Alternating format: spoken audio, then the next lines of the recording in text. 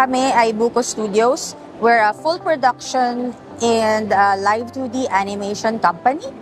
And we are showcasing HyperX. Ito yung game namin that is a speedrunner and arcade shooter. And then we're also promoting our digital services. Actually, yung game namin is inspired by my own cat, yung mga alaga ko. Gusto ko silang maging, at saka yung mga alaga namin sa office. We want them to be famous because every avatar in our game is a representation of the cats in our office. So yung office namin is pet-friendly. We allow our employees to bring their pets in the office. Because we know that fur babies are also our family, and sometimes we cannot leave them behind. So we open our office to our team like that. Actually, this is our first time to be in China and in China Joy itself.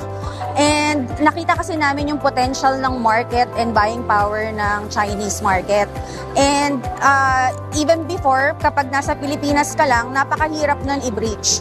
So with this convention and here, and with the help of the Philippine government, mabibreach natin yung market kasi tinutulungan nila tayo, may interpreters na pre-provide. So, walang language barrier. For me, as Cadre Creative Labs, we're here to look for clients for our services, and we do have a lot of that in terms of gamification and user engagement.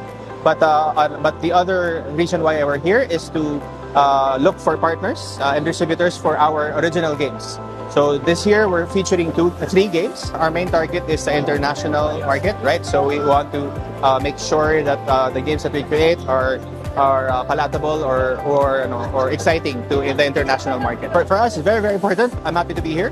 Bottom line, if we are looking for players, if we're looking for customers, if we're looking for clients and so on, we really have to go out and meet with people, attend a lot of conferences and expos to create and build relationships with people and bring awareness, provide awareness for the games that we actually create. So without it, it's not going to work out. I'm looking forward to fantastic relationships and friends through all of the networking events here. But ideally, we come out looking forward to clients and partners and even publishers and distributors for both our services and also for our original games.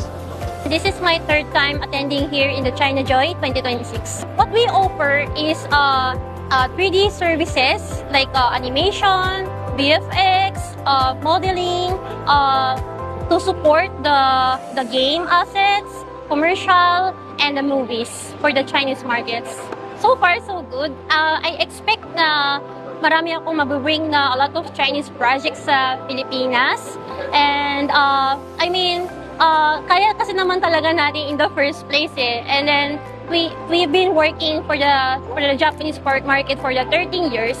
So if you are really into sa one thing or passionate person ka, I don't think na focus on one thing na ano yung gusto mo maging specialized. Even sa Pilipinas naman, there's a lot of courses din naman na like yung mga multimedia. Depende kasi kung ano yung gusto mong i-focus, 2D ba, 3D ba, pero even 2D or 3D, marami naman ding games na doesn't matter din naman eh. So, the thing is, kailangan hanapin ano yung talagang gusto mo and then ano yung goal mo.